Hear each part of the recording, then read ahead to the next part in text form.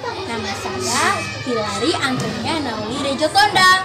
Saya biasa dipanggil Nauli. Sekarang saya bersekolah di SDK Santa Teresia Dangan.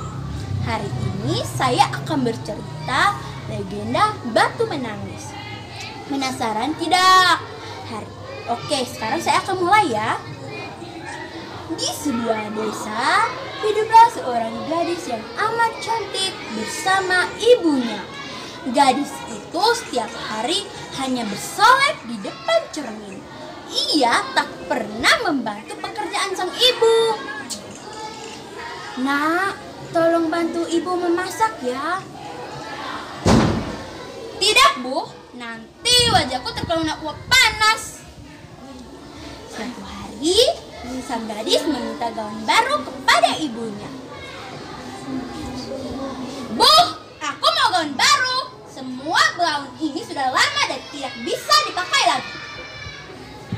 Mendengar perkataan sang anak, ibunya pun mengambil uang tabungannya demi menyenangkan anak sematawayangnya. Mereka pun berjalan menuju pasar. Dalam perjalanan ke pasar, mereka bertemu dengan seorang bapak-bapak. Wah, anak ibu cantik sekali. Mendengar perkataan bapak itu, sang gadis pun menjawab, dia bukan ibuku, dia itu hanya pembantuku. Sang ibu yang mendengar perkataan sang anak pun menjadi sangat tersakiti. Namun, sang ibu tetap menahan rasa sakit. Lalu, mereka melanjutkan lagi perjalanan tersebut. Mereka berpapasan lagi dengan seorang pemuda yang amat tampan. Pemuda itu bertanya, "Hai gadis cantik, apakah yang di belakang itu ibumu?" Sang gadis langsung menjawab, "Dia bukan ibuku, dia itu hanya pembantuku. Ibuku itu cantik seperti aku." Sang ibu pun tidak sanggup lagi menahan rasa sakit yang ia rasakan. Ia pun berdoa kepada Tuhan. Ya Tuhan, berilah pelajaran kepada anak durhaka ini. Seketika langit pun menjadi gelap, petir menyambar-nyambar. Duar, duar. Namun yang lebih mengejutkan adalah tubuh anak gadis itu yang berubah menjadi batu.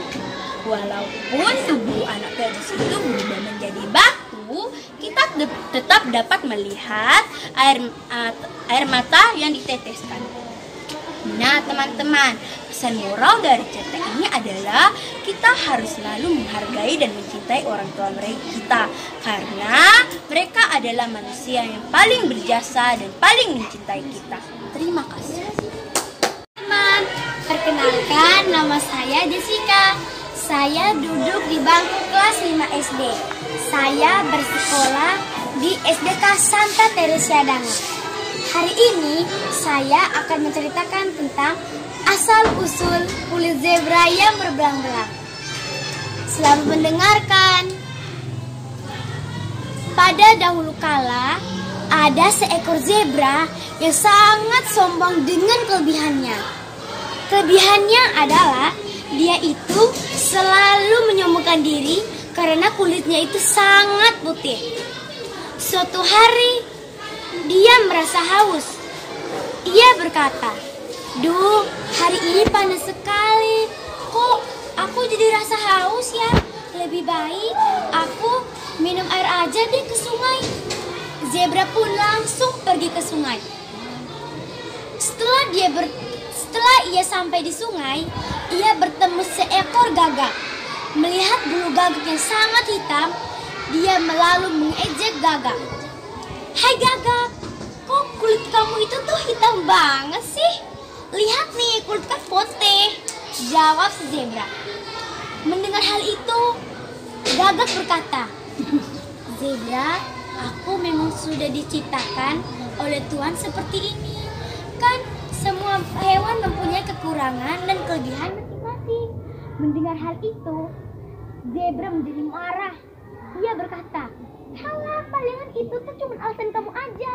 Bilang aja kalau kamu tuh iri sama aku karena kulitku tuh putih," jawab zebra.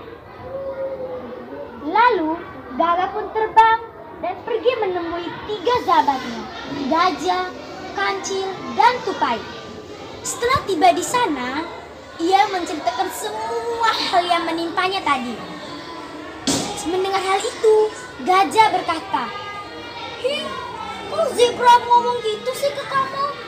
Kan jelas-jelas semua hewan itu mempunyai kelebihan dan kekurangan masing-masing. Mendengar hal itu, sahabatnya Kancil juga berkata, iya ya, oh dia bisa bilang gitu sih Gagak sama kamu? Memangnya kalian ketemu di mana? Gagak menjawab, tadi kami ketemu di sungai dan langsung deh dia membicarakan hal itu kepadaku. Mendengar hal itu, teman-temannya itu mempunyai sebuah rencana. Keesokan harinya, mereka menemui zebra yang sedang bermalas-malasan di pohon yang rindang. Gajah dan Kancil menghampiri zebra tersebut. Ia berkata, hai zebra, apakah kamu mau kulitmu itu lebih putih? Aku punya ramuan nih. Kalau kamu mau ini ambil, kata Kancil. Mendengar hal itu, zebra menjawab dengan semangat, aku mau, aku mau. Mendengar hal itu, Gajah pun tersenyum bahagia. Gajah berkata, oke, kalau begitu kamu itu harus berjemur selama 1 jam ya, agar ramuan ini meresap. Oke. Nah teman-teman, setelah mendengar syarat-syarat itu, zebra pun langsung memakainya di seluruh tubuhnya. Keesokan harinya, zebra berteriak, ah! Ia baru sadar bahwa kulitnya itu sudah hitam putih. Dan juga, ia pun sadar kulitnya itu tidak seputih dulu lagi. Gajah pun langsung keluar. Ada apa? Kenapa kamu berteriak pagi-pagi seperti ini?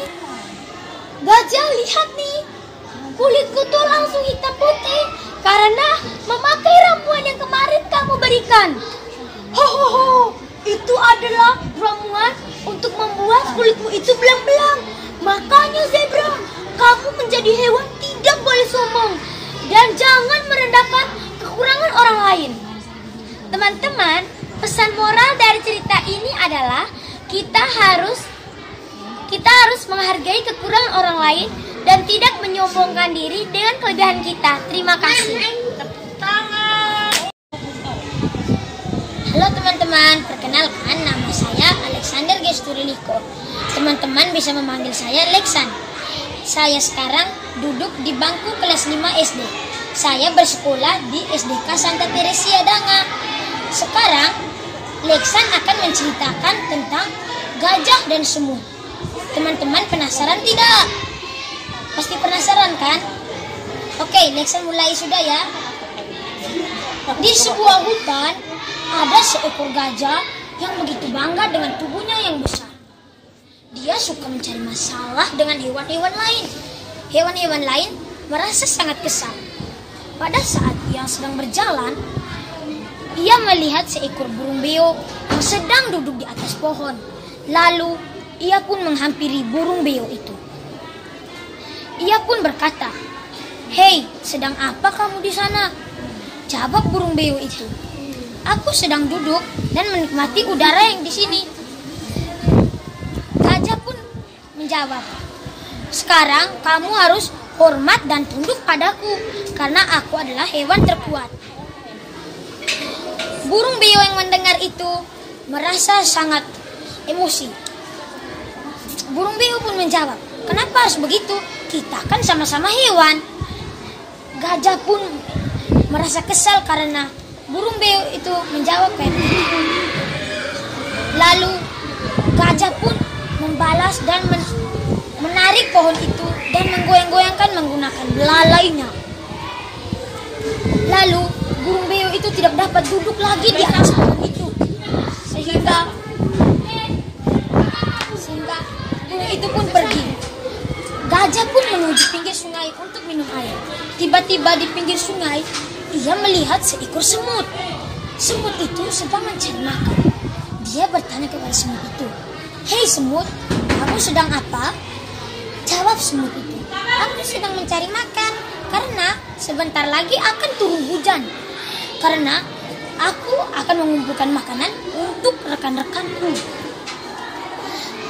Gajah yang mendengar perkataan itu lalu pun mengambil air menggunakan belalainya dan menghampiri lagi semut dan menyiramnya kepada semut, sehingga makanan semut itu yang dia ambil tadi jatuh dan basah. Semut berjanji dia akan membalas perbuatan si gajah tadi. Gajah yang mendengar itu merasa sangat aneh karena seekor semut yang kecil akan membalas dendam. Seekor semut akan membalas dendam kepadaku. Tidak mungkin karena kamu adalah hewan yang paling kecil. Semut pun kembali ke rumah. Keesokan harinya, semut pergi mencari makan lagi. Dia melihat gajah itu lagi sedang tidur di pinggir sungai. Lalu dia memiliki ide untuk membalas dendam kepada si gajah. Dia pun diam-diam masuk ke dalam belalai si gajah itu lalu menggigit. Sehingga gajah itu pun berteriak, Tolong, ada yang menggigit belalaiku, yang di dalam belalaiku, tolong keluar, karena aku merasa kesakitan." Tiba-tiba semut yang mendengar perkataan itu lalu pun keluar dari dalam belalai itu. Sehingga gajah pun meminta maaf kepada semut dan memohon agar tidak menggigit lagi. "Semut, aku minta maaf ya, karena kemarin aku sudah mengejekmu." Semut pun memaafkan gajah, sehingga mereka dapat berteman baik dan menjadi sahabat yang sangat akrab. Gajah pun mulai berbuat baik dan tidak sombong lagi dengan kelebihannya. Nah teman-teman, pesan moralnya yang dapat kita petik dari cerita itu, kita tidak boleh sombong atas kelebihan dan kita tidak boleh merendahkan orang lain atas kekurangan yang mereka miliki. Terima kasih. Halo teman-teman, perkenalkan nama saya Natalia. Natalia bersekolah di SDK Santa Teresia. Natalia ingin menceritakan sebuah kisah tentang kelinci dan serigala. Selamat mendengarkan. Pada suatu hari, ada seekor kelinci dan juga serigala.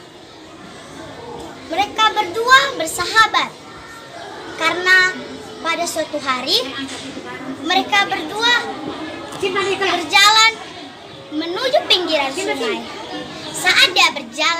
Saat mereka berdua berjalan di pinggir sungai, serigala merasa lapar dan serigala melihat ke sana sini tidak ada apa-apa. Serigala bertanya kepada kelinci, "Kelinci, apakah di sini ada buah-buahan ataupun makanan?" Kelinci bilang, "Tidak ada, karena di sini hanya ada wortel." Karena serigala tidak suka dengan wortel, serigala berkata, Aku tidak mau, aku tidak suka." Keesokan harinya, serigala merasa lapar. Serigala mencari ke sana kemari, tapi tidak ada sama sekali. Serigala melihat kelinci yang sedang asyik memakan wortel. Lalu, kelinci merasa ada yang memata-matainya dari belakang. Lalu, serigala melihat kelinci di balik semak-semak. Ketika serigala ingin mendekati kelinci dan hendak memangsanya, serigala tidak sengaja menginjak ranting pohon. Lalu, karena telinga kelinci yang sangat sensitif dengan bunyi, kelinci pun kaget. Suara apakah itu? Kelinci berbalik ke belakang dan dia kaget karena ada serigala yang hendak memangsanya. Dia pun melompat dengan lincahnya menuju ke pinggir hutan. Lalu, sesampainya di pinggir hutan, dia pun melihat ke sana kemari, tidak ada apapun selain kebun kopi yang cukup luas. Dia pun masuk ke dalam kebun kopi itu dan melihat ada kopi yang memiliki daun lebar dan lebat. Ketika dia pun berkata kepada si Kopi, "Kopi, maukah kau membantuku? Aku sedang dikejar-kejar oleh serigala yang hendak melahapku." Lalu Kopi berkata, "Tentu saja, aku akan membantumu karena daunku lebat dan lebar. Kau bisa bersembunyi di balik dedaunanku. Saranku, sebaiknya kau masuk di dalam daun kopiku." Sesudah mereka berdua bercakap-cakap, ada serigala pun sampai di pinggir hutan itu. Ketika serigala melihat ke sana kemari, tidak ada selain kebun kopi yang cukup luas. Serigala pun masuk ke dalam kebun kopi itu, lalu mengendus-ngendus setiap pohon kopi yang ada di sana. Lalu, karena serigala tidak menyukai aroma kopi, serigala pun berbalik dan hendak pulang. Namun, karena kelinci tak bisa lagi menahan laparnya, dia pun memakan-makan daun kopi yang ada di sana. Kata Kopi, "Kelinci, sadarlah, kau telah memakan-makan daun kopiku. Aku tidak takut daun kopiku hilang karena bisa tumbuh lagi. Karena aku takut kau akan dimakan oleh serigala besar itu." Namun usahanya sia-sia. Serigala pun berbalik dan mengangkat kelinci itu dengan tangannya. Lalu sebelum dia diangkat, dia sempat berpegangan dengan ranting pohon kopi. Namun ranting pohon kopi itu sangat rapuh dan yang membuat patah. Lalu sebelum dia dilahap oleh serigala itu bulat-bulat, kelinci sempat berkata kepada si Kopi, "Maafkan aku, Kopi. Aku tidak sengaja memangsamu. Aku tidak sengaja memetik daunmu karena aku telah didorong oleh nafsu makanku. Aku minta maaf sekali lagi." Sesudah dia berkata di dalam hatinya, dia pun ditelan bulat-bulat oleh si serigala jahat itu. Pesan moralnya, kita harus bisa mendengarkan orang lain dan menghargai pendapat orang lain, karena bahaya mengintai kita di mana saja dan kapan saja. Terima kasih. Teman, perkenalkan, nama aku Joanna Kayla Dewa. Kalian bisa memanggil aku Kayla. Sekarang aku duduk di bangku kelas 5 SD. Nama sekolahku adalah SDK Santa Teresia Danga. Sekarang aku ingin bercerita tentang tupai dan kura-kura. Selamat mendengarkan. Di tepi hutan, hiduplah seekor tupai dan kura-kura. Menurut tupai, kura-kura adalah hewan paling lambat. Tupai juga tidak menyukai sifat kura-kura karena ia sering menasihatinya. Pada suatu hari, tupai ingin pergi mencari makan. Ia melihat ada sebuah pohon apel. Di bawah pohon apel tersebut terdapat sebuah kolam. Tanpa ragu, tupai berlari dan memanjat pohon apel tersebut. Hei tupai, hati-hati saat memetik apel. Kolam ini cukup dalam. Kalau kamu terjatuh, kamu bisa tenggelam. Kura-kura memberi nasihat. "Iya, aku tahu," ucap tupai selanjutnya. Tupai mengambil banyak sekali apel sehingga tangannya penuh. Ia kesulitan saat hendak turun. Tiba-tiba, tupai terpeleset. "Aduh, apel-apelku jatuh ke dalam kolam," ucap tupai sambil menangis. Sudahlah tupai, jangan menangis. Sekarang kamu turun dari pohon. Tupai pun mendengar nasihat kura-kura. Ia segera turun dari pohon. Ini apel-apelmu. Tadi aku mengambilnya dari kolam. "Terima kasih kura-kura. Maaf aku tidak mendengar nasihatmu." Kura-kura memaafkan tupai. Akhirnya tupai membagi apel-apelnya kepada kura-kura dan mereka memakannya bersama-sama. Kini tupai dan kura-kura adalah teman baik. Pesan moralnya, kita harus mendengar nasihat orang. Karena kita mendengar nasihat orang, hidup kita akan menjadi lebih baik.